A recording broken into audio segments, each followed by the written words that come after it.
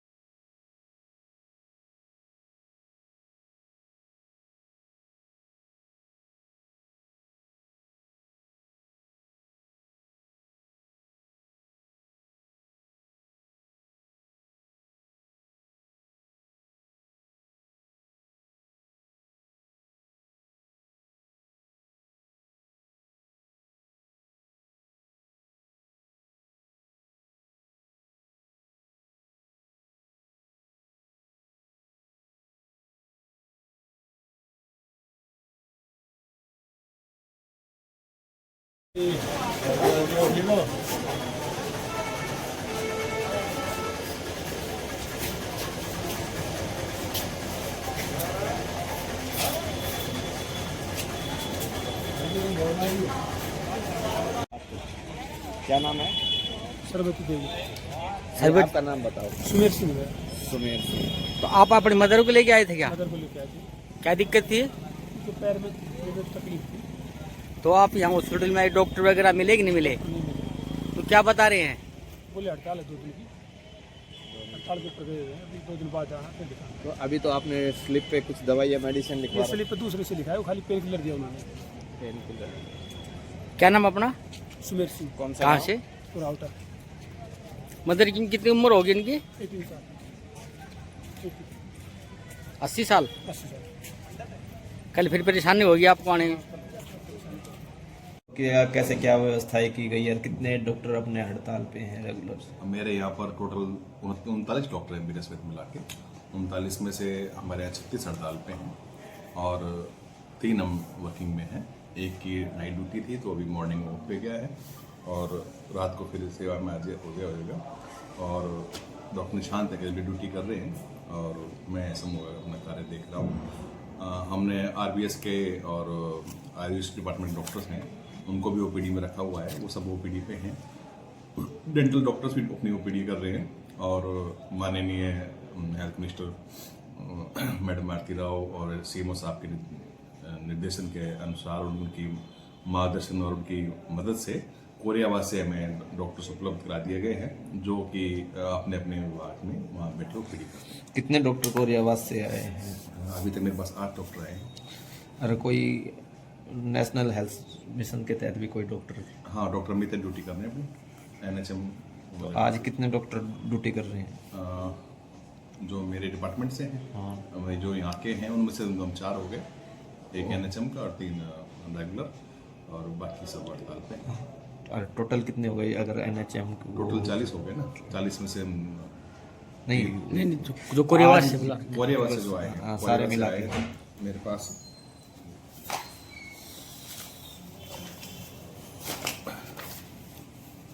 2, 3 और 2, 5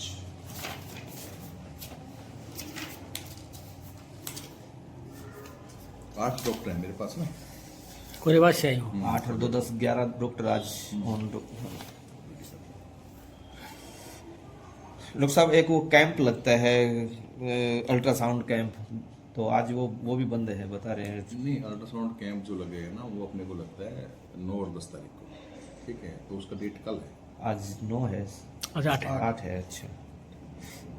9 और 10 का है। और वो कैंप भी मतलब होता है कि अगर कुछ छुट्टी पड़ जाए तो एक्शन हो जाता है इसमें, ऐसा वो नहीं है। तो जैसे कल हड़ताल रहेगी तो कैंप लगेगा 10-11 कर देंगे। 10-11 को। अगर कल वैसे गायनिकोलॉजिस्ट हमारे पास अवेलेबल है, जो डॉक्टर हमारे वहाँ से आई हैं वो गायनिकोलॉजिस्ट आई हैं, तो उनके हेल्प से हम चलाएंगे कैंप। स्पेशलिस्ट कितने हैं आज अपने जो ड्यूटी कर रहे हैं? स्पेशलिस्ट हमारे पास एक बच्चों के डॉक्टर हैं और एक गायनिकोलॉजिस्ट जो वहाँ से आई हैं कोरियावास से, ठीक है। क्या कैसे क्या व्यवस्थाएं की गई है और कितने डॉक्टर अपने हड़ताल पे हैं रेगुलर? मेरे यहाँ पर टोटल 39 डॉक्टर हैं मेरे समेत मिला के।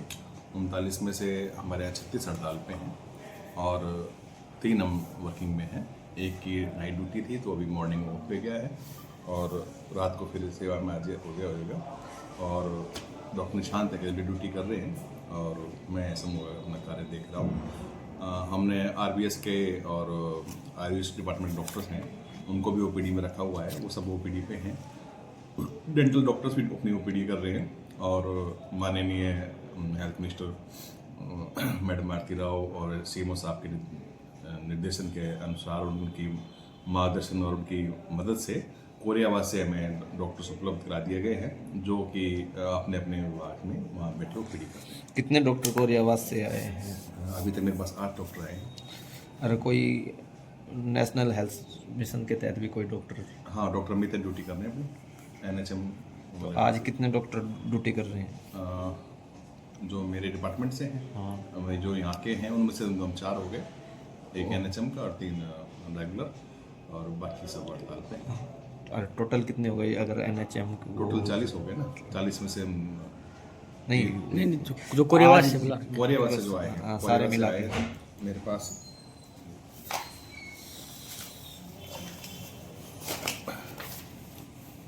2, 3 और 2, 5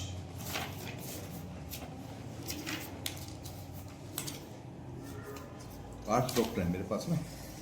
कोरियावास से आई हूँ। 8 और 2 10 11 डॉक्टर आज ऑन।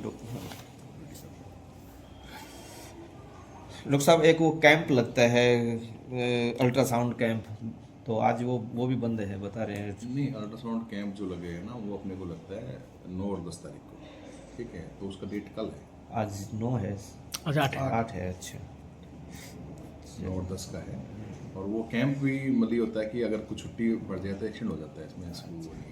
तो जैसे कल हड़ताल रहेगी तो कैंप लगेगा 10-11 कर देंगे। 10-11 को। अगर कल वैसे गायनिकोलॉजिस्ट हमारे पास अवेलेबल है, जो डॉक्टर हमारे वहाँ से आई हैं वो गायनिकोलॉजिस्ट आई हैं, तो उनके हेल्प से हम चलाएंगे कैंप। स्पेशलिस्ट कितने हैं आज अपने जो ड्यूटी कर रहे हैं? स्पेशलिस्ट हमारे पास एक बच्चों के डॉक्टर हैं और एक गायनिकोलॉजिस्ट जो वहाँ से आई हैं कोरियावास से, ठीक है। क्या नाम है? सरबती देवी। सर्वे आपका नाम बताओ। सुमेर सिंह है। सुमेर सिंह। तो आप अपनी मदर को लेके आए थे क्या? मदर को लेके आए थे, क्या दिक्कत थी? उनके पैर में तकलीफ थी। तो आप यहाँ हॉस्पिटल में डॉक्टर वगैरह मिले कि नहीं मिले? नहीं मिले।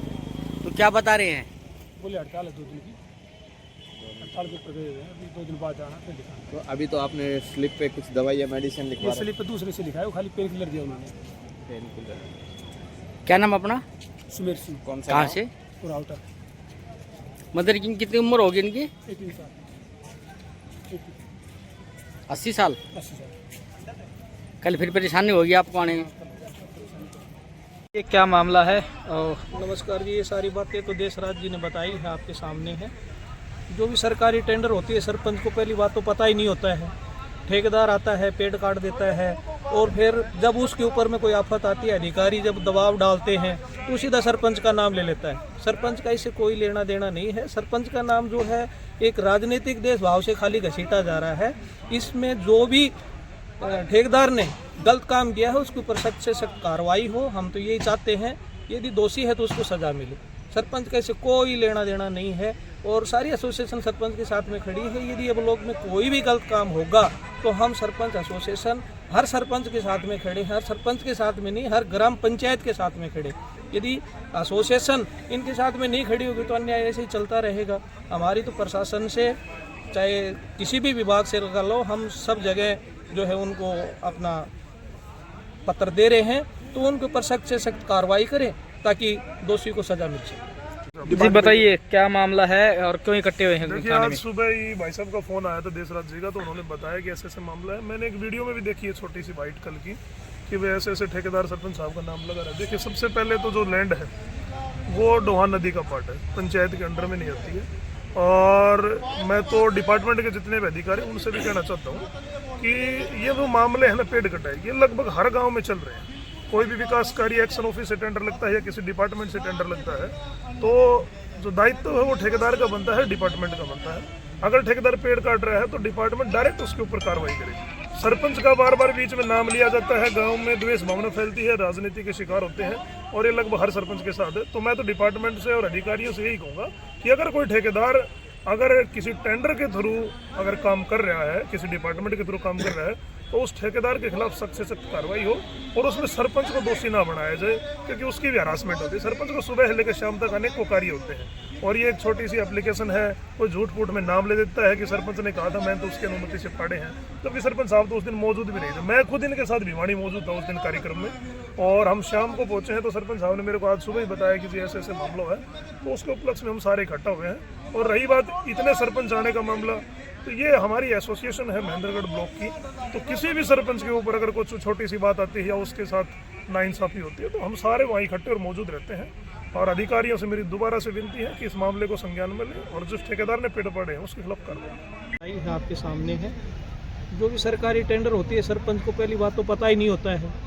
ठेकेदार आता है, पेड़ काट देता है, और फिर जब उसके ऊपर में कोई आफत आती है, अधिकारी जब दबाव डालते हैं तो सीधा सरपंच का नाम ले लेता है। सरपंच का इससे कोई लेना देना नहीं है। सरपंच का नाम जो है एक राजनीतिक देशभाव से खाली घसीटा जा रहा है।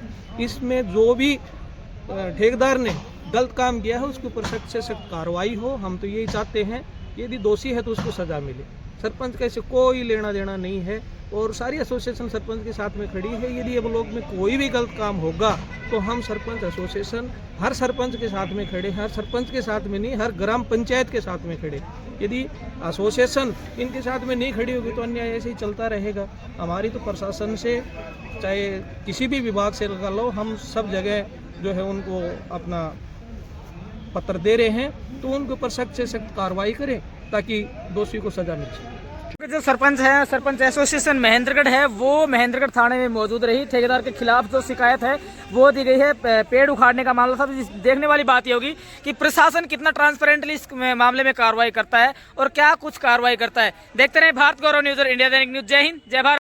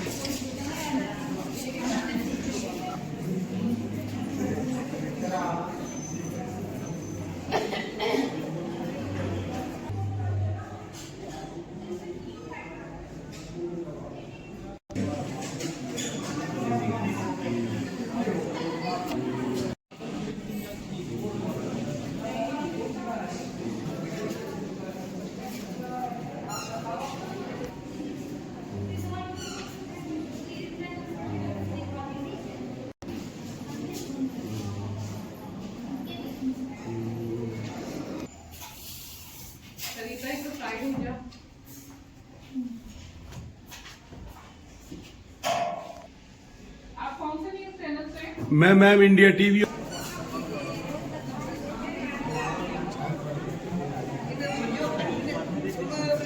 क्या नाम है? सचिन।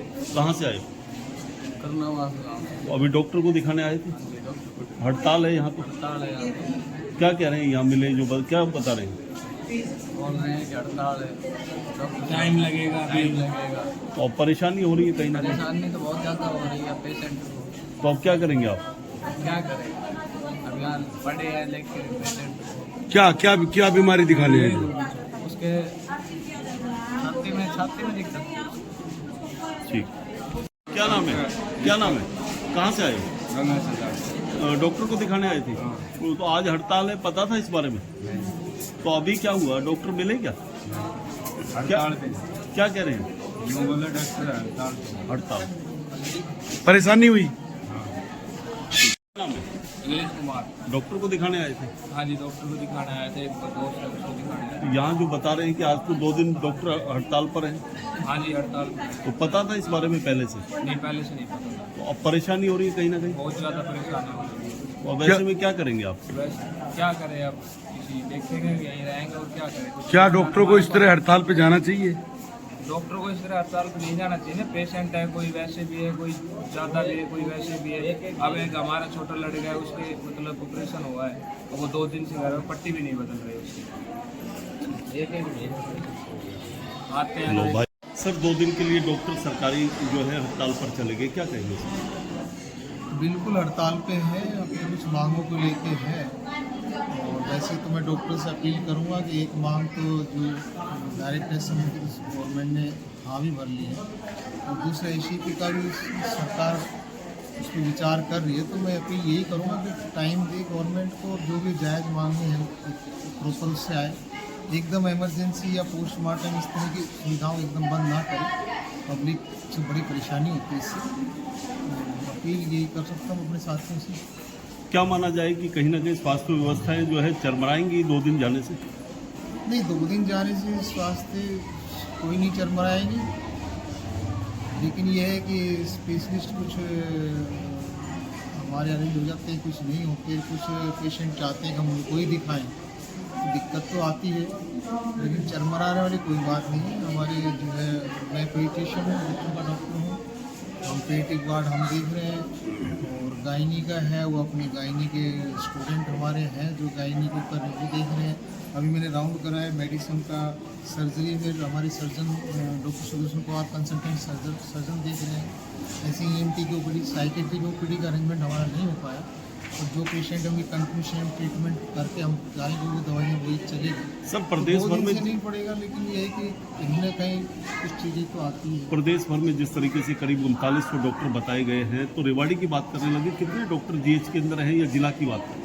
ये तो अपने सिविल सर्जन साहब बता पाएंगे जिले की, और जो इसमें क्योंकि मैं एक्टिवली ग्राउंड में वो ओपीडी देख रहा हूँ, तो मेरे ऑफिस में डीएमएस डॉक्टर इंद्रजीत और वो सब डाटा इकट्ठा करके भेज रहे हैं, मैं थोड़ा यहाँ बिजी हूँ। क्या कुछ उम्मीद की जाए कि कल हड़ताल खुल सकती है या अभी कल भी जो है 2 घंटे बाद खुल जाए, कोई ना कोई सोल्यूशन जो ना गवर्नमेंट भी एक्चुअली निकाल रही है, और हमारे साथियों से अपील करते हैं ऐसा नहीं जल्दी कोई सोल्यूशन निकले। ठीक है, थैंक यू, बहुत बढ़िया, थैंक यू।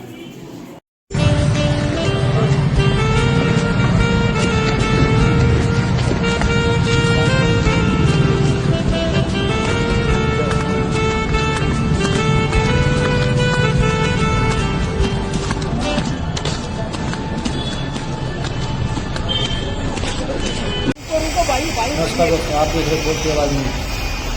परिणाम में ट्रैफिक पुलिस द्वारा नियमों के उल्लंघन पर नकेल कसते हुए कार्रवाई की गई। नगर के विभिन्न स्थानों पर लगाए गए नाकों के दौरान समाचार दिखाने तक 60 वाहनों के चालान काटे गए, जिनसे लगभग 1.5 लाख रुपये का जुर्माना वसूला गया। ट्रैफिक पुलिस अधिकारियों ने जुर्माने जानकारी देते हुए बताया कि रेवाड़ी टी पॉइंट, टेटिलिटी पॉइंट, कहीना बस स्टैंड और अन्य प्रमुख स्थानों पर विशेष चेकिंग अभियान चलाया जा रहा है।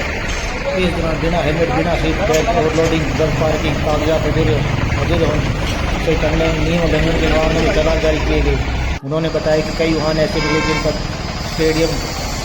रेडियम टेप या रिफ्लेक्टर बिल्कुल नहीं लगे थे, जो रात के समय दुर्घटनाओं का बड़ा कारण बन सकते हैं। ऐसे वाहनों पर मौके पर ही रिफ्लेक्टर लगाए गए। और चालकों की ट्रैफिक पुलिस को कहना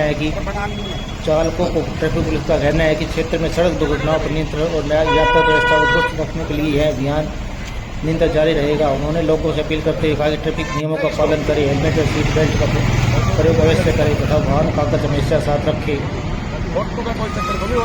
ताकि सभी की सुरक्षा भी सुरक्षित हो सके और कार्रवाई से बचा जा सके। पुलिस ने स्पष्ट किया कि नियम तोड़ने वालों के खिलाफ आगे भी इसी तरीके की सख्त कार्रवाई जारी रहेगी। कल भी जारी रहेगा अभियान।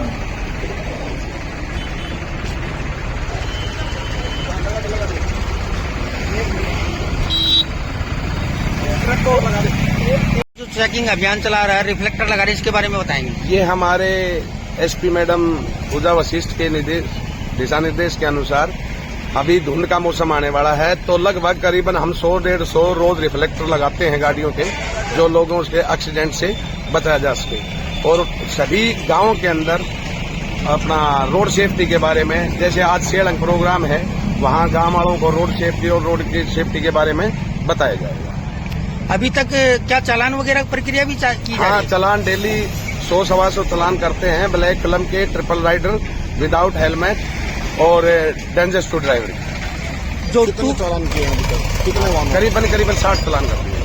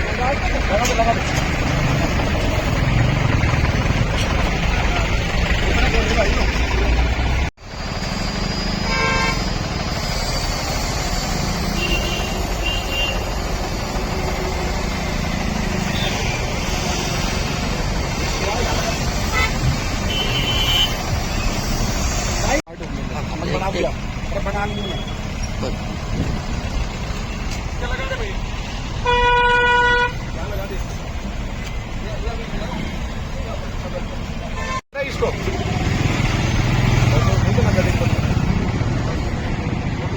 फोटो का कोई चक्कर को भी ओरिजिनल लेते हैं, फिल्म की सीट होगा पाड़ दे भाई, इसकी सारी फिल्म पाड़ दे।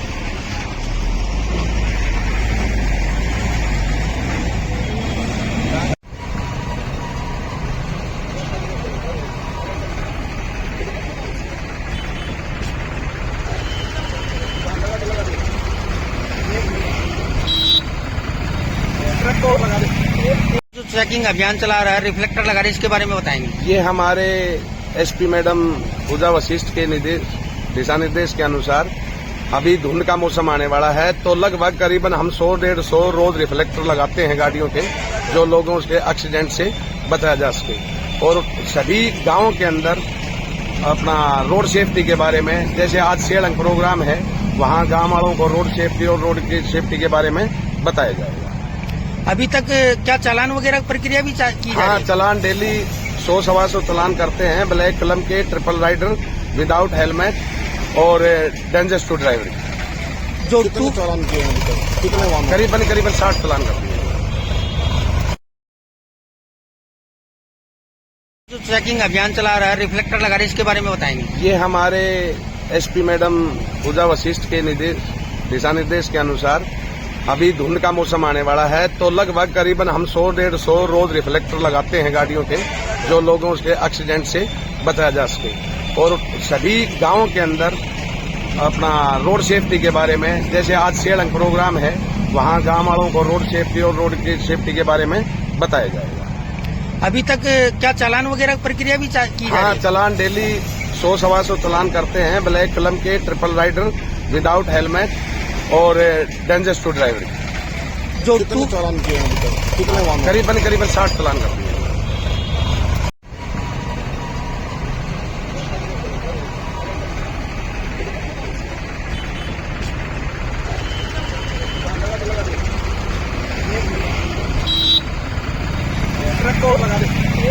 इसको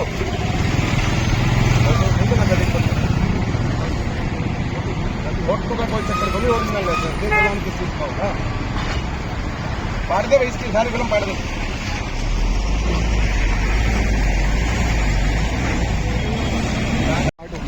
बना दिया, बना लिया, क्या लगा दे भाई, क्या लगा दे।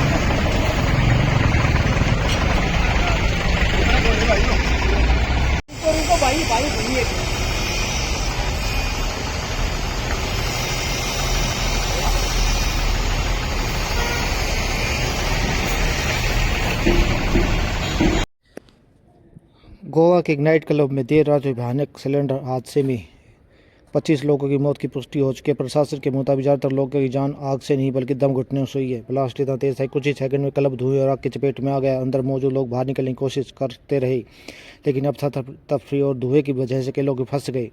अब तक 1800 की पहचान हो चुकी है, जिसमें 4 पर्यटक भी शामिल है। बाकी 100 की पहचान के लिए डीएनए टेस्ट की प्रक्रिया शुरू कर दी गई है। प्रशासन की शुरुआती जाँच में सामने आया है कि ब्लास्ट किचन में रखे सिलेंडर से हुआ, जिसके बाद आग तेजी से पूरे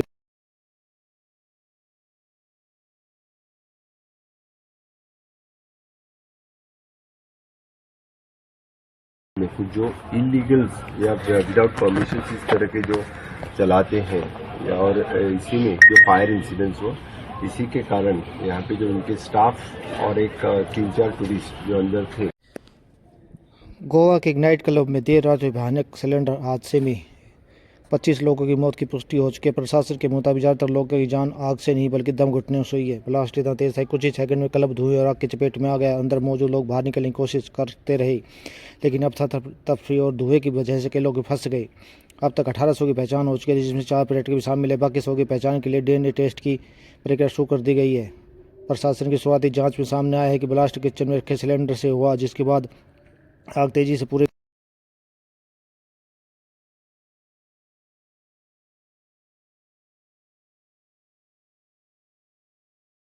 दोस्तों, आप देख रहे हैं बोलते आवाज़ न्यूज। आज पाली गांव में हरे पेड़ कटाई पर गांव वालों ने सरपंच पर आरोप लगाए। ठेकेदार और सरपंच पर आरोप लगाए कि उन्होंने हरे पेड़ की कटाई की है। आइए पहले गांव वालों की और फिर सरपंच ने अपनी सफाई में क्या कहा, सुनते हैं।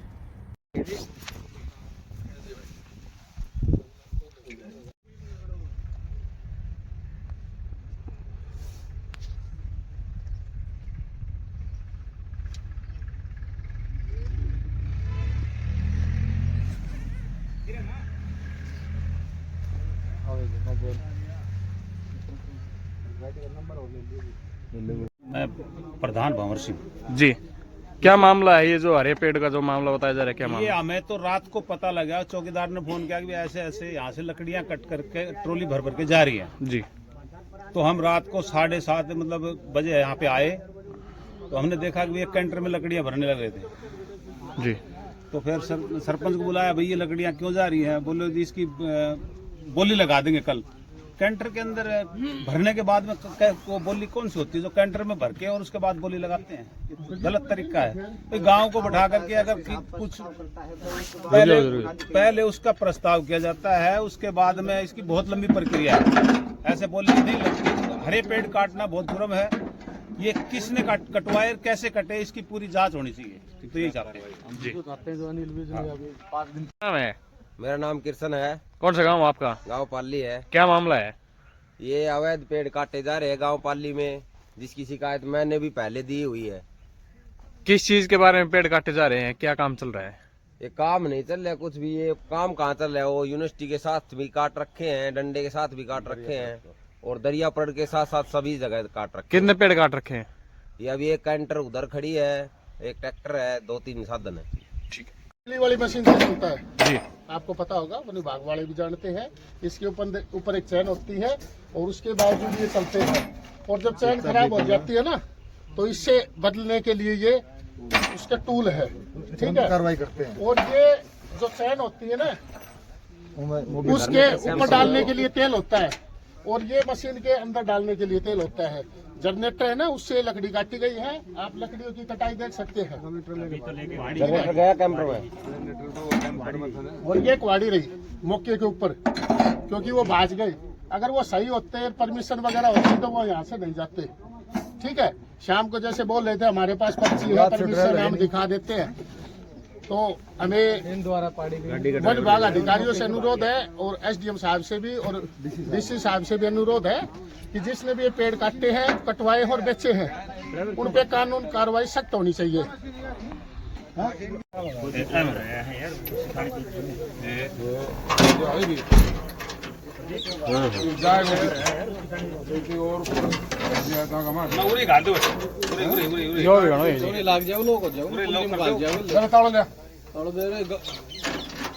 अरे परला में भी डाल दे।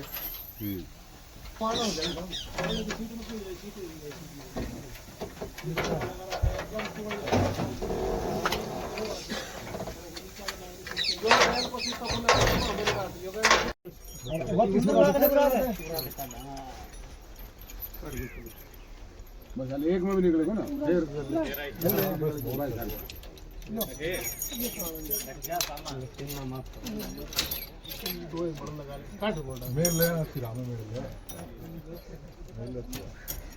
इसको अच्छी तरह लोग लगा दे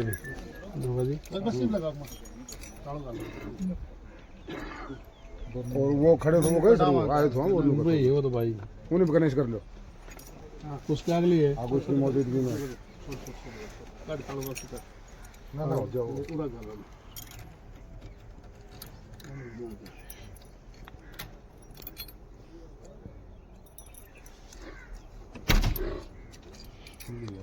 ना तालों लगा देखना पर खुद भी मतलब खोल सका है नहीं ना भाई कल सुना चलो अगली चलो दो लगा हुआ है ना एक बार। नमस्कार। हाँ नमस्कार सर। जो आपके गांव में हरे पेड़ों का मामला है, क्या मामला है? देखिए सर, सबसे पहले मैं आपका धन्यवाद करना चाहूँगा जो आप समय समय पर कवर करते हैं और इस दुनिया को जागरूक करते हैं। ये हरे पेड़ों का मामला ये था कि दोहान नदी की खुदाई चल रही है, जो कि उनका टेंडर हो रखा है। मुझे नहीं पता कि वो 1 करोड़ का है, 2 करोड़ का है, कितने का है। तो उसके बीच में जो पेड़ आए हैं ना, वो ठेकेदार ने निकाले हैं। जैसे कि मेरे देखने में, मैं एक दिन गया था, ज़्यादा तो समय मेरा नहीं लगा, 3-4 पेड़ मैं देखे थे, 3-4 पेड़ आए हैं।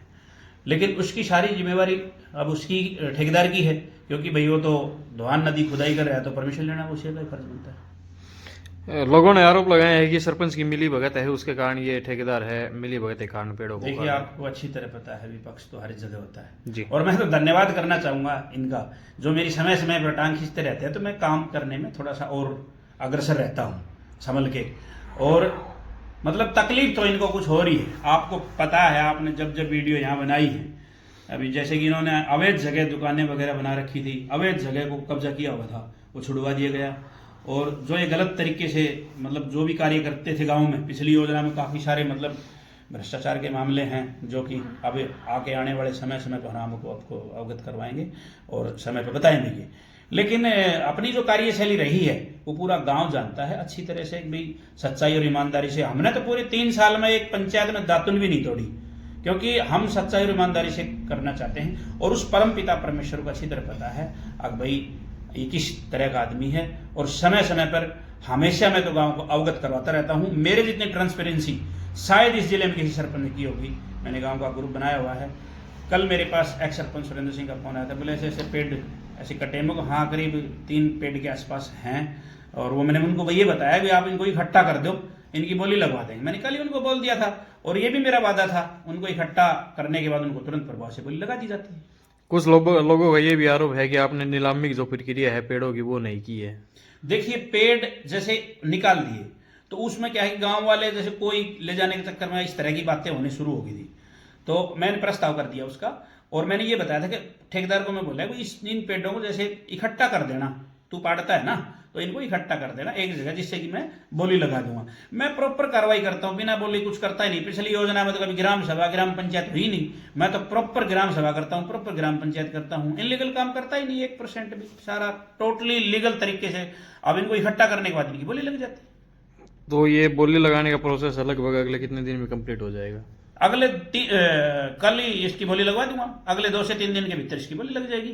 गांव के अंदर प्रॉपर मुनादी करवाता हूं मैं, प्रॉपर ग्रुप में मैसेज डालता हूं, उसके बाद बोली लगाता हूं। हर एक आदमी को पता चल जाता है। मेरा तो ऐसा कोई वो सिस्टम ही नहीं है कि भी मैं किसी को डायरेक्ट कुछ दे दूं। ठीक है दोस्तों, आप देख रहे हैं बोलते आवाज न्यूज। आज पाली गांव में हरे पेड़ कटाई पर गांव वालों ने सरपंच पर आरोप लगाए, ठेकेदार और सरपंच पर आरोप लगाए कि उन्होंने हरे पेड़ की कटाई की है। आइए पहले गांव वालों की और फिर सरपंच ने अपनी सफाई में क्या कहा सुनते हैं।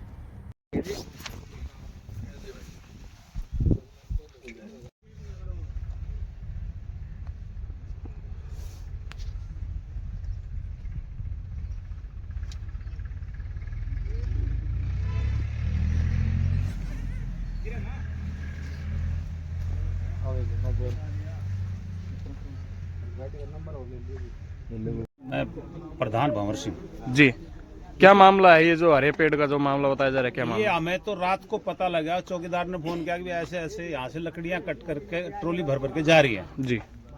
तो हम रात को 7:30 मतलब बजे यहाँ पे आए, तो हमने देखा कि एक कैंटर में लकड़ियाँ भरने लग रहे थे जी। तो फिर सरपंच को बुलाया, भाई ये लकड़ियाँ क्यों जा रही है? बोले जी इसकी बोली लगा देंगे कल। कैंटर के अंदर भरने के बाद में वो बोली कौन सी होती है जो कैंटर में भर के और उसके बाद बोली लगाते हैं? गलत तरीका है। तो गांव को बैठा करके अगर कुछ पहले उसका प्रस्ताव किया जाता है, उसके बाद में इसकी बहुत लंबी प्रक्रिया है। ऐसे बोली नहीं लगती। हरे पेड़ काटना बहुत जुर्म है। ये किसने कटवाए, कैसे कटे, इसकी पूरी जांच होनी चाहिए। तो यही चाहते हैं जी। मेरा नाम किशन है। कौन सा गांव आपका? गांव पाली है। क्या मामला है? ये अवैध पेड़ काटे जा रहे हैं गांव पाली में, जिसकी शिकायत मैंने भी पहले दी हुई है। किस चीज के बारे में पेड़ काटे जा रहे हैं? क्या काम चल रहा है? ये काम नहीं चल रहा कुछ भी। ये काम कहाँ चल रहा है? वो यूनिवर्सिटी के साथ भी काट रखे हैं, डंडे के साथ भी काट रखे हैं, और दरियापड़ के साथ साथ सभी जगह काट रखे। कितने पेड़ काट रखे हैं? ये अभी एक कैंटर उधर खड़ी है, एक ट्रैक्टर है, 2-3 साधन है। ठीक है। बिजली वाली मशीन से चलता है जी, आपको पता होगा, वन विभाग वाले भी जानते हैं। इसके ऊपर एक चैन होती है और उसके बावजूद ये चलते हैं। और जब चैन खराब हो जाती है ना, तो इससे बदलने के लिए ये उसका टूल है, ठीक है, कार्रवाई करते हैं। और ये जो चैन होती है ना, उसके ऊपर डालने के लिए तेल होता है, और ये मशीन के अंदर डालने के लिए तेल होता है। जनरेटर है ना, उससे लकड़ी काटी गई है। आप लकड़ियों की कटाई देख सकते हैं। जनरेटर गया कैंपर में, और ये कुआड़ी रही मौके के ऊपर, क्योंकि वो भाज गई। अगर वो सही होते, परमिशन वगैरह होती, तो वो यहाँ से नहीं जाते। ठीक है, शाम को जैसे बोल रहे थे हमारे पास पर्ची है, परमिशन हम दिखा देते हैं। तो हमें वन विभाग अधिकारियों से अनुरोध है और SDM साहब से भी और DC साहब से भी अनुरोध है कि जिसने भी ये पेड़ काटे हैं, कटवाए और बेचे हैं, उन पे कानून कार्रवाई सख्त होनी चाहिए।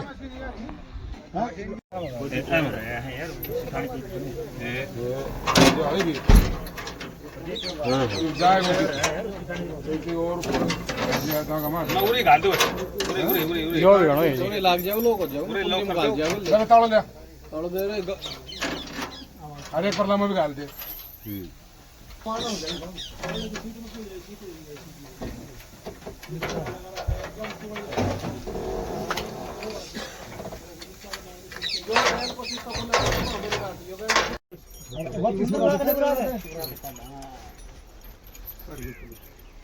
बस एक में भी निकलेगा ना।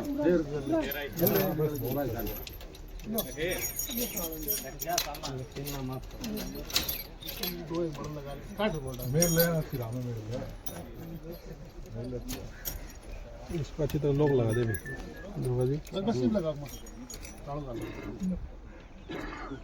और वो खड़े थे, वो गए आए थे, वो तो भाई उन्हें भी गणेश कर लो। उसके अगली है उसकी मौजूदगी में ना जाओ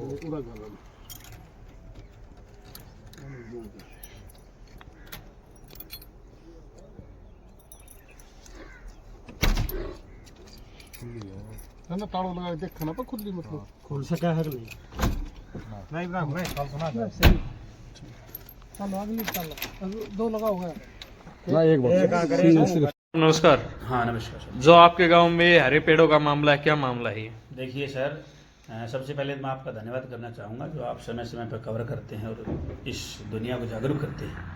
ये हरे पेड़ों का मामला ये था कि दोहान नदी की खुदाई चल रही है, जो कि उनका टेंडर हो रखा है। मुझे नहीं पता कि वो 1 करोड़ का है, 2 करोड़ का है, कितने का है। तो उसके बीच में जो पेड़ आए हैं ना, वो ठेकेदार ने निकाले हैं। जैसे कि मेरे देखने में, मैं एक दिन गया था, ज़्यादा तो समय मेरा नहीं लगा, 3-4 पेड़ मैं देखे थे, 3-4 पेड़ आए हैं।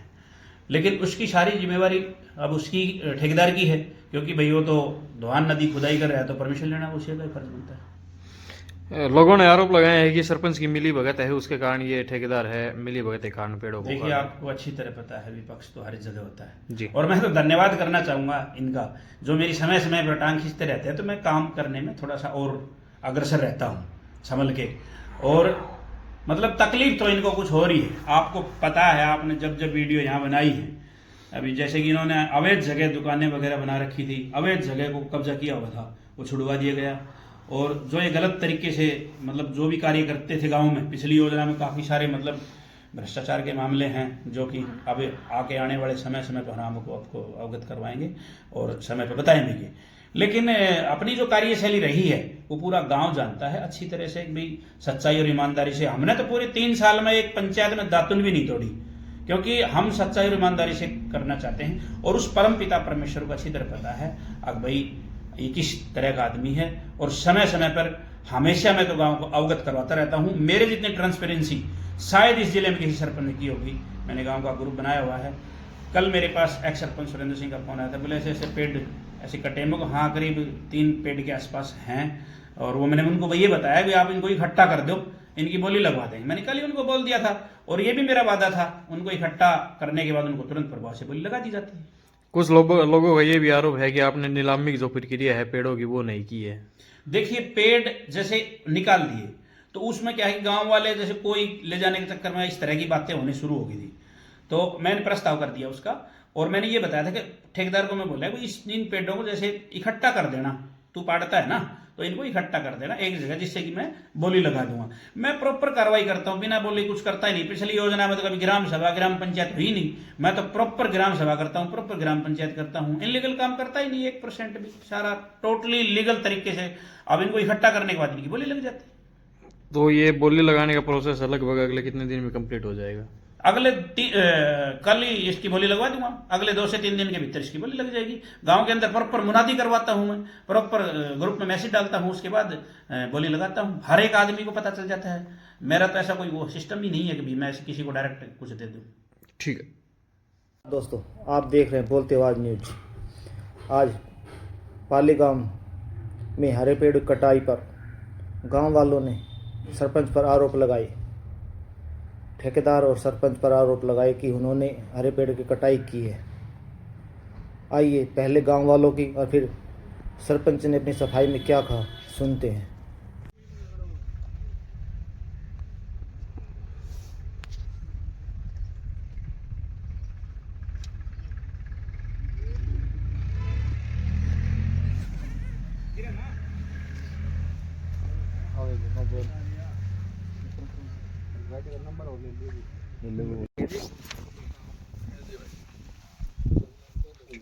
मैं प्रधान भंवर सिंह जी, क्या मामला है ये जो हरे पेड़ का जो मामला बताया जा रहा है, क्या ये मामला? हमें तो रात को पता लगा, चौकीदार ने फोन किया कि ऐसे ऐसे यहाँ से लकड़ियाँ कट करके ट्रॉली भर भर के जा रही है जी। तो हम रात को 7:30 मतलब बजे यहाँ पे आए तो हमने देखा कि एक कैंटर में लकड़ियाँ भरने लगे थे जी। तो फिर सरपंच को बुलाया, भाई ये लकड़ियाँ क्यों जा रही हैं? बोले जी इसकी बोली लगा देंगे कल। कैंटर के अंदर भरने के बाद में वो बोली कौन सी होती है जो कैंटर में भर के और उसके बाद बोली लगाते हैं? गलत तरीका है। भाई गांव को बैठा करके अगर कुछ पहले उसका प्रस्ताव किया जाता है, उसके बाद में इसकी बहुत लंबी प्रक्रिया है, ऐसे बोली नहीं लगती। हरे पेड़ काटना बहुत जुर्म है। ये किसने कटवाए, कैसे कटे, इसकी पूरी जांच होनी चाहिए। तो यही चाहते हैं जी। नाम है?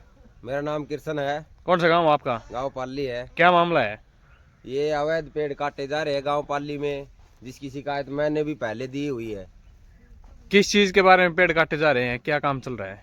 ये काम नहीं चल रहा है कुछ भी। ये काम कहाँ चल रहा है? वो यूनिवर्सिटी के साथ भी काट रखे हैं, डंडे के साथ भी काट रखे हैं और दरिया पड़ के साथ साथ सभी जगह काट रखे। कितने पेड़ काट रखे हैं?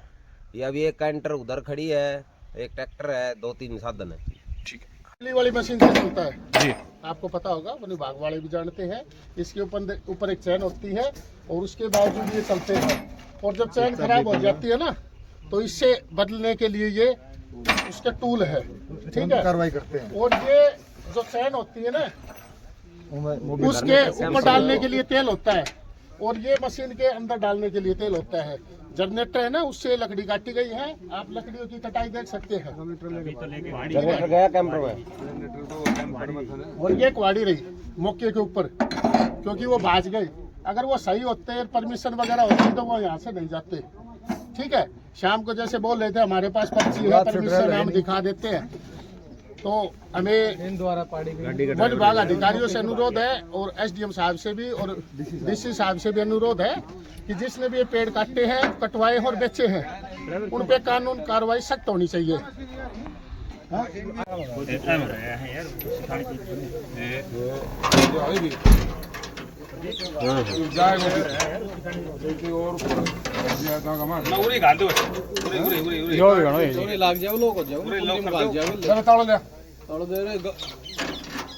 अरे परला में भी डाल दे।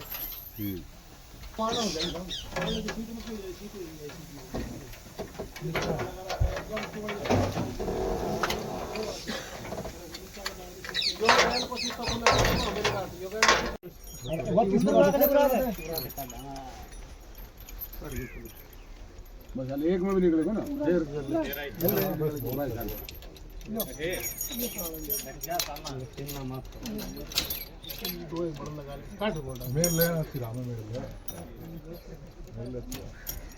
इसको अच्छी तरह लोग लगा दे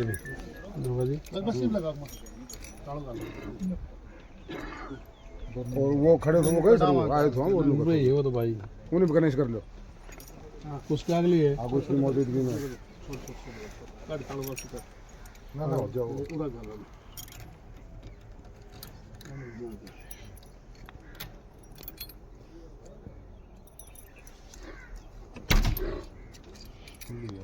ना ताड़ो लगा देख खाना पर खुद भी मतलब खुल सका है नहीं ना नहीं साल सुना दो लगा होगा ना एक बार। नमस्कार। हाँ नमस्कार सर। जो आपके गांव में हरे पेड़ों का मामला है, क्या मामला है ये? देखिए सर, सबसे पहले मैं आपका धन्यवाद करना चाहूँगा जो आप समय समय पर कवर करते हैं और इस दुनिया को जागरूक करते हैं।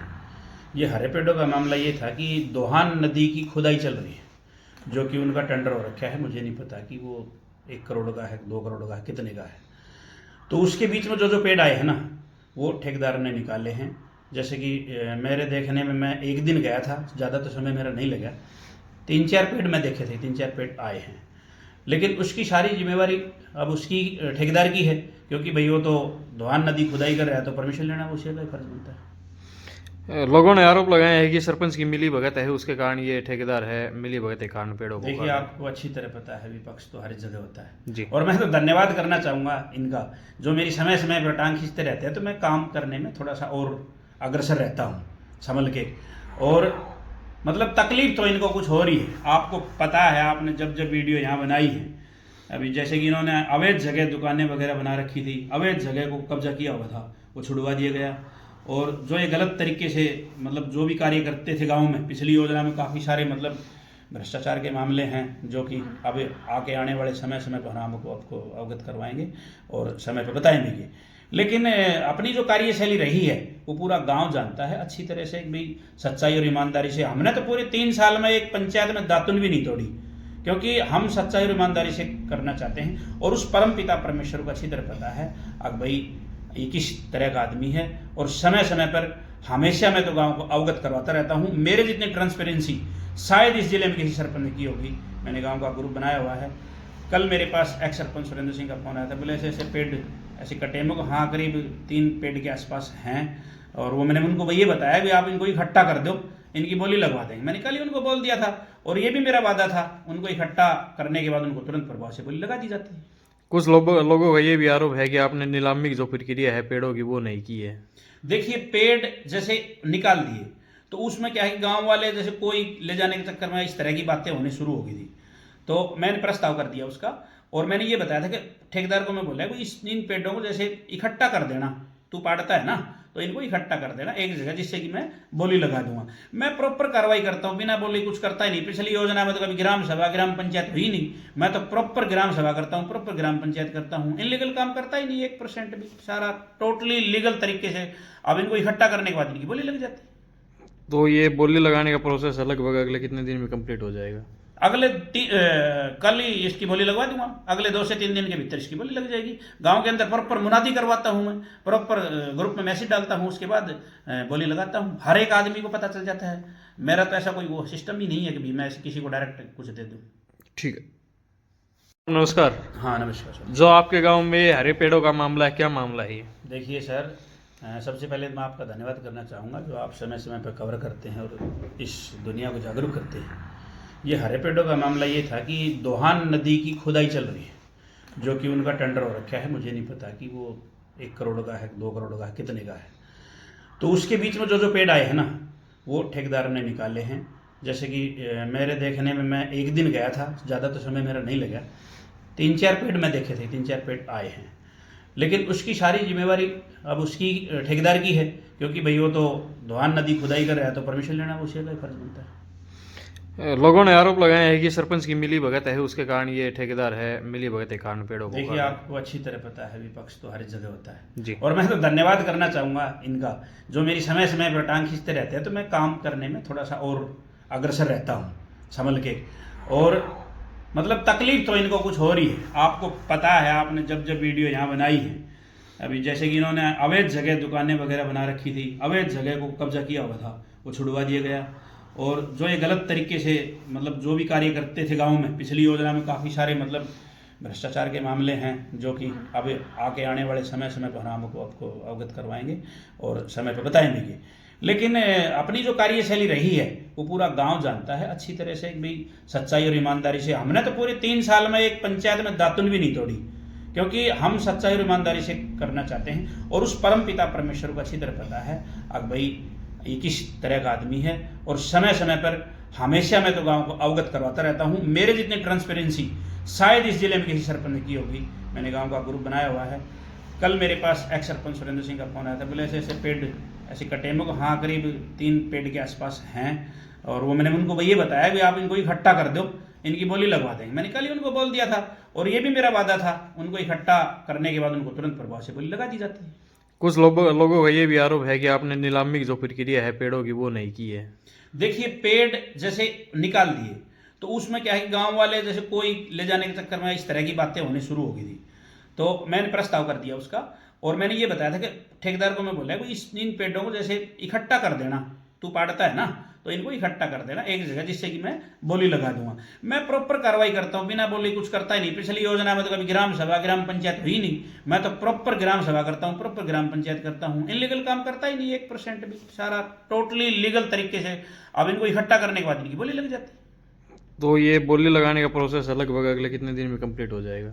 अगले कल ही इसकी बोली लगवा दूंगा, अगले 2 से 3 दिन के भीतर इसकी बोली लग जाएगी। गांव के अंदर प्रॉपर मुनादी करवाता हूं मैं, प्रॉपर ग्रुप में मैसेज डालता हूं, उसके बाद बोली लगाता हूं। हर एक आदमी को पता चल जाता है। मेरा तो ऐसा कोई वो सिस्टम ही नहीं है कि भी मैं किसी को डायरेक्ट कुछ दे दूं। ठीक है।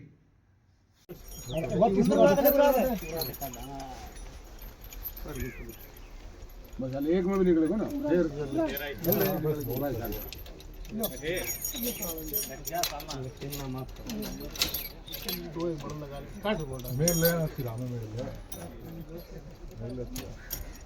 इसको अच्छी तरह लोग लगा दे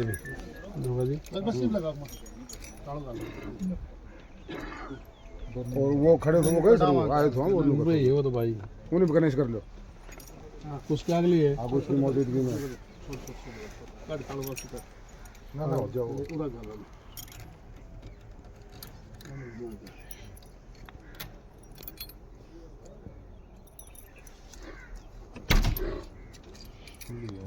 ना तालों लगा के देखना पर खुद ही मतलब खोल सका है नहीं नहीं ना नहीं कल सुना चलो अगली चल 2 लगा हो गया ना एक बार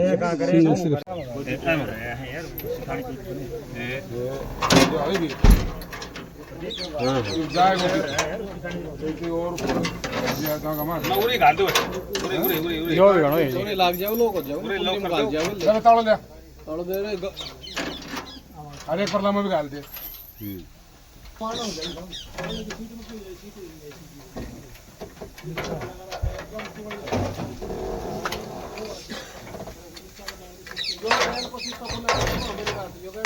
वाली मशीन से चलता है जी, आपको पता होगा, वन विभाग वाले भी जानते हैं।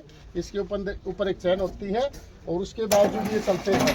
और जब चैन खराब हो जाती है ना तो इससे बदलने के लिए ये उसका टूल है, ठीक है, कार्रवाई करते हैं। और ये जो चैन होती है ना उसके ऊपर डालने के लिए तेल होता है और ये मशीन के अंदर डालने के लिए तेल होता है। जनरेटर है ना, उससे लकड़ी काटी गई है, आप लकड़ियों की कटाई देख सकते हैं। जनरेटर गया कैंपर में और ये कुआड़ी रही मौके के ऊपर, क्योंकि वो भाज गई। अगर वो सही होते, परमिशन वगैरह होती तो वो यहाँ से नहीं जाते, ठीक है। शाम को जैसे बोल रहे थे हमारे पास पर्ची है, परमिशन हम दिखा देते हैं।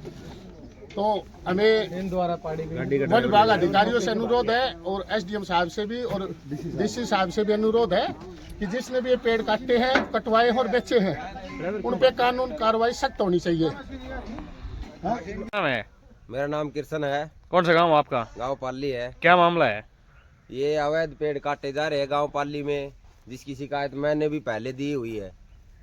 किस चीज के बारे में पेड़ काटे जा रहे हैं, क्या काम चल रहा है? ये काम नहीं चल रहा कुछ भी। ये काम कहाँ चल रहा है, वो यूनिवर्सिटी के साथ भी काट रखे हैं, डंडे के साथ भी काट रखे हैं और दरियापड़ के साथ साथ सभी जगह काट रखे हैं। कितने पेड़ काट रखे हैं? ये अभी एक कैंटर उधर खड़ी है, एक ट्रैक्टर है, 2-3 साधन है। ठीक है। मैं प्रधान भंवर सिंह जी, क्या मामला है ये जो हरे पेड़ का जो मामला बताया जा रहा है, क्या ये मामला? हमें तो रात को पता लगा, चौकीदार ने फोन किया कि ऐसे ऐसे यहाँ से लकड़ियाँ कट करके ट्रॉली भर भर के जा रही है जी। तो हम रात को 7:30 मतलब बजे यहाँ पे आए तो हमने देखा कि एक कैंटर में लकड़ियाँ भरने लगे थे जी। तो फिर सरपंच को बुलाया, भाई ये लकड़ियाँ क्यों जा रही हैं? बोले जी इसकी बोली लगा देंगे कल। कैंटर के अंदर भरने के बाद में वो बोली कौन सी होती है जो कैंटर में भर के और उसके बाद बोली लगाते हैं? ये गलत तरीका है। भाई गांव को बैठा करके अगर कुछ पहले उसका प्रस्ताव किया जाता है, उसके बाद में इसकी बहुत लंबी प्रक्रिया है। ऐसे बोली नहीं लगती। हरे पेड़ काटना बहुत जुर्म है। ये किसने कटवाए, कैसे कटे, इसकी पूरी जांच होनी चाहिए। तो यही चाहते हैं जी।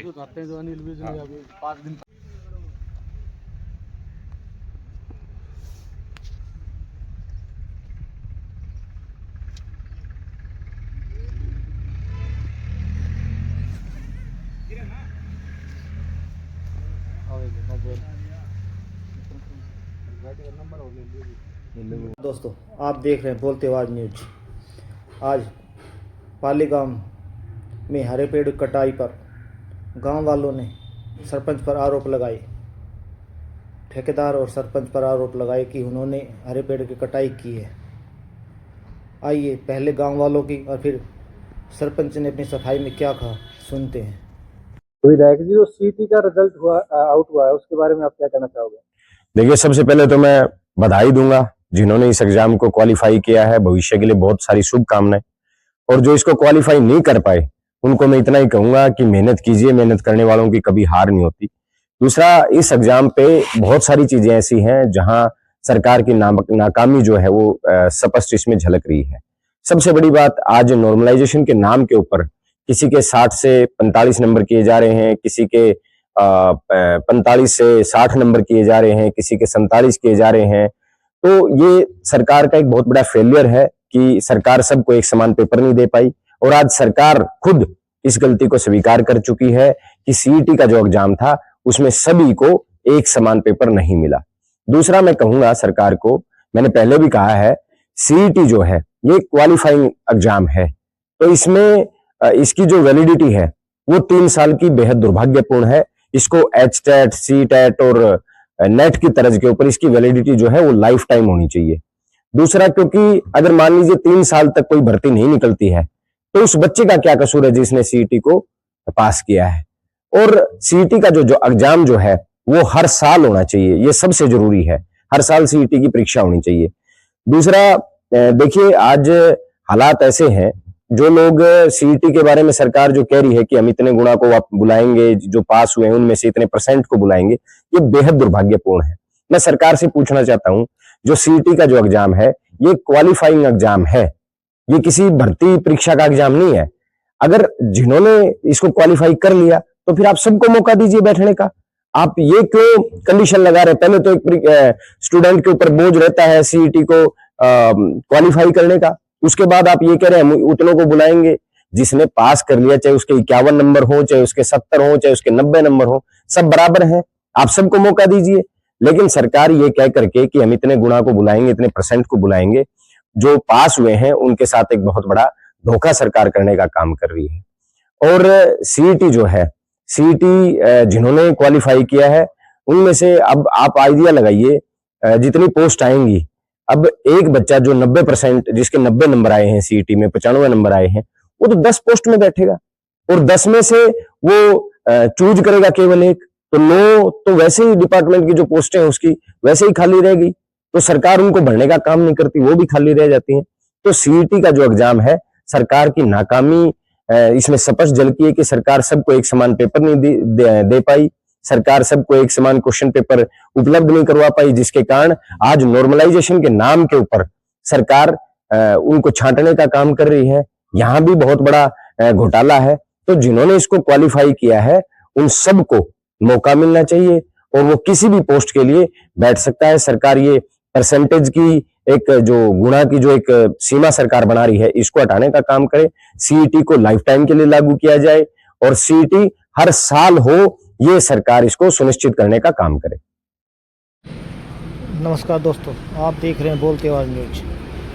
अटेली थाने के गांव गुज्जरवास के रहने वाले अनुज ने शुक्रवार को अपनी पत्नी के मायके चले जाने के वियोग में सल्फास खा लिया।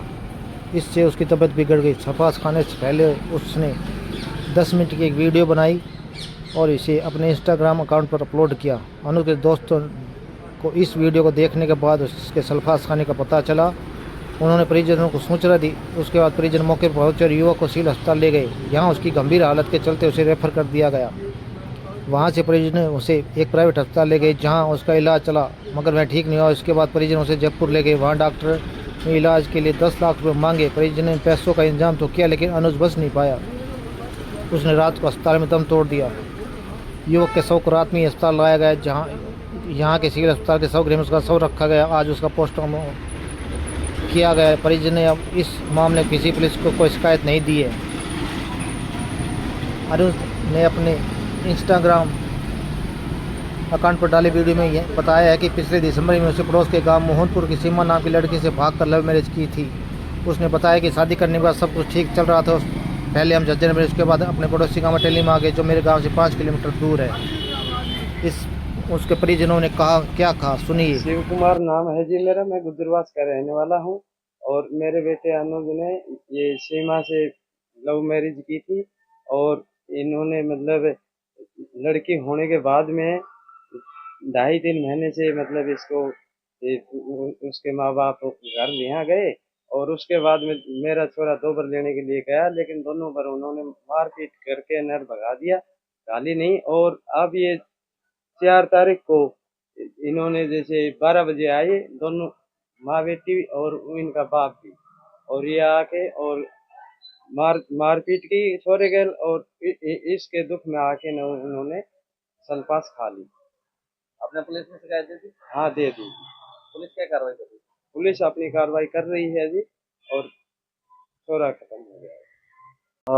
दिनांक 4/12/25 को थाने में एक दुख अपराध हुआ कि अनुज शिव कुमार गांव गुजरवास ने पॉइजन खा लिया। मैंने इसे मौके पर जयपुर हार्ट हॉस्पिटल में पहुंचा, जो डॉक्टर साहब ने एंट्री स्टेटमेंट किया था, जो आज दौरान इलाज अनुज की मृत्यु हो गई है और इसके परिवार वाले दरखास्त दे रहे हैं, जिस पर नियम अनुसार कार्रवाई करके अमल में लाई जा रही है। परिजनों ने शिकायत पे आरोप लगाया। परिजनों ने शिकायत पर लड़की सीमा उसके माँ बाप का नाम लगाया, जिसके कारण मेरी मौत का कारण ये है, जिसके कारण उन्होंने पॉइजन खाया।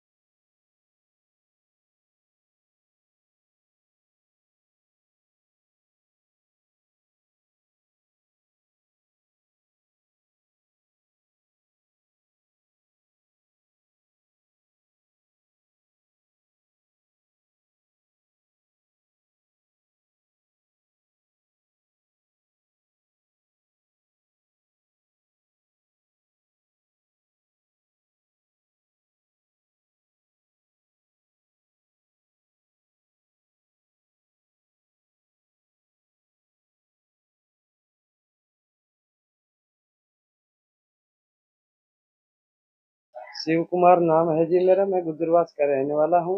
और मेरे बेटे अनुज ने ये सीमा से लव मैरिज की थी और इन्होंने मतलब लड़की होने के बाद में 2.5-3 महीने से मतलब इसको उसके माँ बाप घर यहाँ गए और उसके बाद में मेरा छोरा 2 बार लेने के लिए गया, लेकिन दोनों बार उन्होंने मारपीट करके नर भगा दिया, गाली नहीं। और अब ये 4 तारीख को इन्होंने जैसे 12 बजे आए दोनों माँ बेटी और इनका बाप भी, और ये आके और मारपीट की छोरे गए और इसके दुख में आके उन्होंने सल्पास खा ली। आपने पुलिस में शिकायत दी थी? हाँ दे दी। पुलिस क्या कार्रवाई कर रही? पुलिस अपनी कार्रवाई कर रही है जी और छोरा खत्म हो गया। दिनांक 4/12/25 को थाने में एक दुख अपराध हुआ कि अनुज शिव कुमार गांव गुजरवास ने पॉइजन खा लिया। मैंने इसे मौके पर जयपुर हार्ट हॉस्पिटल में पहुंचा, जो डॉक्टर साहब ने एंट्री स्टेटमेंट किया था, जो आज दौरान इलाज अनुज की मृत्यु हो गई है और इसके परिवार वाले दरखास्त दे रहे हैं, जिस पर नियम अनुसार कार्रवाई करके अमल में लाई जा रही है।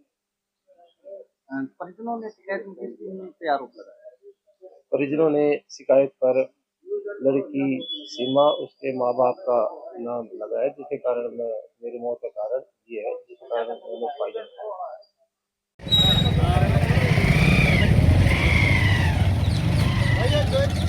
जयकार लगाओ तो खाना अपना फूल का गिरना है, ठीक है? सब ले लो अपना फूल।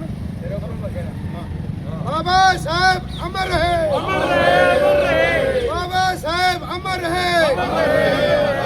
जब तक सूरज चांद रहेगा तेरा नाम रहेगा, जब तक सूरज चांद रहेगा तेरा नाम रहेगा। जय जय जय जय भीम, जय भीम, जय भीम। बाबा साहब अमर है, जय जय जय जय जय भीम, जय भीम, जय भीम। बाबा साहब तेरी नेक कमाई तन्ने सुस्ती कौम जगाई, बाबा साहब तेरी नेक कमाई, बाबा साहब तेरी नेक कमाई। जय जय जय जय जय भीम, जय जय जय जय जय भीम। जय जय जय भीम। बाबा साहब अमर है, भगवान बुद्ध की करुणा हो, भगवान बुद्ध की करुणा हो, भगवान बुद्ध की करुणा हो। बुद्ध धम्म की क्या पहचान, मानव मानव एक समान। बुद्ध धम्म की क्या पहचान, मानव मानव एक समान। बुद्ध धम्म की क्या पहचान, मानव मानव एक समान। बाबा साहब अमर है, अमर है, अमर है। बाबा साहब अमर है, अमर है, अमर है। बाबा साहब अमर है, अमर है। जय जय जय जय जय भीम, जय भीम, जय भीम। जय जय जय जय जय भीम, जय भीम, जय भीम। जय जय जय जय जय भीम, जय भीम, जय भीम। जय जय जय जय जय भीम, जय भीम, जय भीम। जय जय जय जय जय भीम, जय भीम, जय भीम। भीमराव अम्बेडकर अमर है, बाबा भीमराव अम्बेडकर अमर है। जय जय जय जय जय भीम, जय भीम, जय भीम। जय जय जय। आज अम्बेडकर जी की पुण्यतिथि पर यहाँ अम्बेडकर चौक पर समाज के लोगों ने पुण्यतिथि मनाई। हमारे बीच कांग्रेस अम्बेडकर प्रधान सतबीर जोगिया जी हैं, आइए उनसे उनके विचार जानते हैं। आप अम्बेडकर की पुण्यतिथि है, तो आप उनके बारे में क्या कहना चाहेंगे? मैं कहना चाहता हूँ कि ये पूरे विश्व के अंदर अगर ज्ञान का दर्शन करवाया तो बाबा भीमराव अम्बेडकर जी ने करवाया। ये वो व्यक्ति थे जिन्होंने ज्ञान की ज्योति से पूरे विश्व के अंदर हमारे संविधान में एक मौलिक अधिकार दिए। हमारा एक संविधान एक ऐसे दिया जिसमें सबको जीने का अधिकार दिया, सबको रास्ता दिखाया, लोकतंत्र की सुरक्षा की। और बाबा भीमराव के अम्बेडकर के जो योगदान है उसको पूरी दुनिया कभी भुला नहीं सकती, इनके महान योगदान। दुरासा जी, आप क्या कहना चाहेंगे अम्बेडकर जी? बाबा साहब का आज परिनिर्वाण दिवस है, पूरे विश्व में बड़ी धूमधाम से मनाया जा रहा है। बाबा साहब वो हस्ती थे जिसने पूरे भारत के लोगों का भाग्य लिखा, और उनके भाग्य जो संविधान में जो भाग्य लिखा उन्होंने, आज उसके अधिकारों से सब लोग खुशी हैं और खुशहाल हैं। सभी मैं एक संदेश देना चाहता हूं लोगों को। बाबा साहब का जो संविधान है सिर्फ उसको पढ़ लो, जिंदगी संवर जाएगी। जिन लोगों ने संविधान को पढ़ा है उससे उसकी जिंदगी संवर गई, और जो नहीं पढ़ा है उनसे मैं निवेदन करना चाहता हूँ वो पढ़ ले। उसके बाद भाईचारा बन जाएगा, लोगों में भ्रांतियां खत्म हो जाएंगी, आपसी मतभेद खत्म हो जाएगा सिर्फ एक संविधान को पढ़ने से। तो मैं सबसे निवेदन करना चाहता हूं, आज बाबा साहब की परिनिर्वाण दिवस है, इस पे एक शपथ लें और बाबा साहब का संविधान घर घर तक पहुंचे।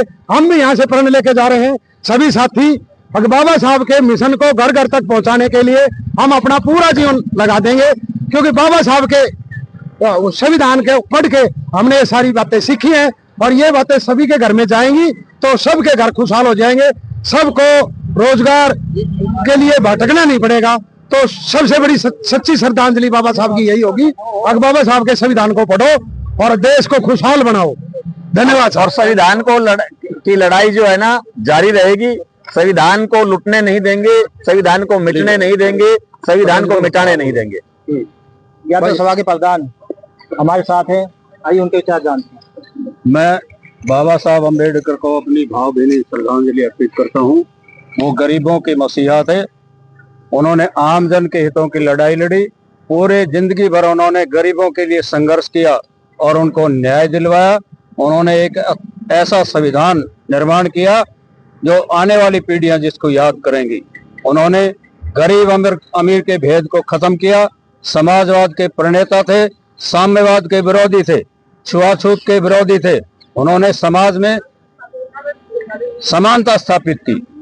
उनके जीवन से हम प्रेरणा लेते हैं और उनके दिखाए गए मार्ग पर चलेंगे। धन्यवाद। बाबा साहब अमर रहे, बाबा साहब अमर रहे, अमर रहे। धन्यवाद। आज अम्बेडकर जी की पुण्यतिथि पर यहाँ अम्बेडकर चौक पर समाज के लोगों ने पुण्यतिथि मनाई। हमारे बीच कांग्रेस अम्बेडकर प्रधान सतबीर जोगिया जी हैं। आइए उनके विचार जानते हैं। आप अम्बेडकर की पुण्यतिथि है तो आप उनके बारे में क्या कहना चाहेंगे? मैं कहना चाहता हूँ कि ये पूरे विश्व के अंदर अगर ज्ञान का दर्शन करवाया तो बाबा भीमराव अम्बेडकर जी ने करवाया। ये वो व्यक्ति थे जिन्होंने ज्ञान की ज्योति से पूरे विश्व के अंदर हमारे संविधान में एक मौलिक अधिकार दिए। हमारा एक संविधान एक ऐसे दिया जिसमें सबको जीने का अधिकार दिया, सबको रास्ता दिखाया, लोकतंत्र की सुरक्षा की। और बाबा भीमराव के अम्बेडकर के जो योगदान है उसको पूरी दुनिया कभी भुला नहीं सकती, इनके महान योगदान को। दरअसल ये आप क्या कहना चाहेंगे अम्बेडकर जी? बाबा साहब का आज परिनिर्वाण दिवस है, पूरे विश्व में बड़ी धूमधाम से मनाया जा रहा है। बाबा साहब वो हस्ती थे जिसने पूरे भारत के लोगों का भाग्य लिखा और उनके भाग्य जो संविधान में जो भाग्य लिखा उन्होंने, आज उसके अधिकारों से सब लोग खुशी हैं और खुशहाल हैं। सभी मैं एक संदेश देना चाहता हूं लोगों को। बाबा साहब का जो संविधान है सिर्फ उसको पढ़ लो, जिंदगी संवर जाएगी। जिन लोगों ने संविधान को पढ़ा है उससे उसकी जिंदगी संवर गई, और जो नहीं पढ़ा है उनसे मैं निवेदन करना चाहता हूँ वो पढ़ ले। उसके बाद भाईचारा बन जाएगा, लोगों में भ्रांतियां खत्म हो जाएंगी, आपसी मतभेद खत्म हो जाएगा सिर्फ एक संविधान को पढ़ने से। तो मैं सबसे निवेदन करना चाहता हूं, आज बाबा साहब की परिनिर्वाण दिवस है, इस पे एक शपथ लें और बाबा साहब का संविधान घर घर तक पहुंचे। हम भी यहाँ से प्रण लेके जा रहे हैं सभी साथी, और बाबा साहब के मिशन को घर घर तक पहुंचाने के लिए हम अपना पूरा जीवन लगा देंगे, क्योंकि बाबा साहब के संविधान के पढ़ के हमने ये सारी बातें सीखी हैं और ये बातें सभी के घर में जाएंगी तो सबके घर खुशहाल हो जाएंगे, सबको रोजगार के लिए भटकना नहीं पड़ेगा। तो सबसे बड़ी सच्ची श्रद्धांजलि बाबा साहब की यही होगी, अगर बाबा साहब के संविधान को पढ़ो और देश को खुशहाल बनाओ। धन्यवाद। और संविधान की लड़ाई जो है ना जारी रहेगी। संविधान को लुटने नहीं देंगे, संविधान को मिटने नहीं देंगे, संविधान को मिटाने नहीं देंगे। यादव सभा के प्रधान हमारे साथ हैं, आइए उनके विचार जानते हैं।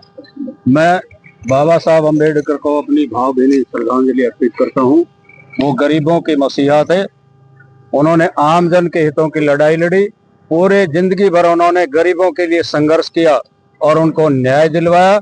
उन्होंने एक ऐसा संविधान निर्माण किया जो आने वाली पीढ़ियां जिसको याद करेंगी। उन्होंने गरीब अमीर के भेद को खत्म किया, समाजवाद के प्रणेता थे, साम्यवाद के विरोधी थे, छुआछूत के विरोधी थे। उन्होंने समाज में समानता स्थापित की। उनके जीवन से हम प्रेरणा लेते हैं और उनके दिखाए गए मार्ग पर चलेंगे। धन्यवाद। बाबा साहब अमर रहे, बाबा साहब अमर रहे, अमर रहे। धन्यवाद।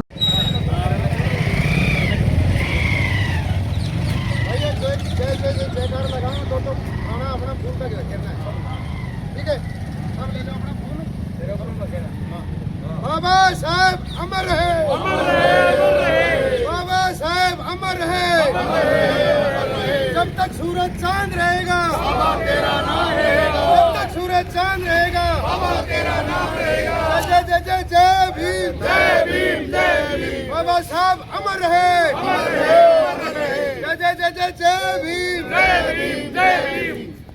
बाबा साहब तेरी नेक कमाई तन्ने सुस्ती कौम जगाई। बाबा साहब तेरी नेक कमाई, बाबा साहब तेरी नेक कमाई। जय जय जय जय जय भीम, जय जय जय जय जय भीम। जय जय जय भीम। बाबा साहब अमर है, भगवान बुद्ध की करुणा हो, भगवान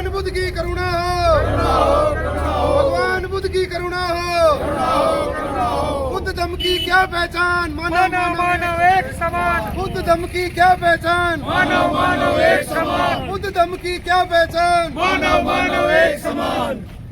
बाबा साहब अमर रहे, अमर रहे, अमर रहे, बाबा साहब अमर रहे, अमर रहे, अमर रहे, बाबा साहब अमर रहे, अमर रहे, अमर रहे।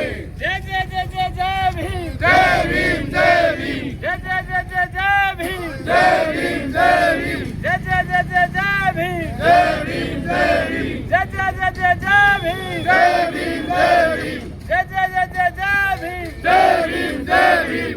भीमराव अम्बेडकर अमर है, अमर है। बाबा भीमराव अम्बेडकर अमर है, अमर है। जय जय जय जय जय भीम, जय भीम, जय भीम, जय जय जय। अम्बेडकर जी की पुण्यतिथि पर महेंद्रगढ़ अम्बेडकर चौक पर धूप अगरबत्ती कर उनको सम्मान करते हुए अम्बेडकर समाज के लोग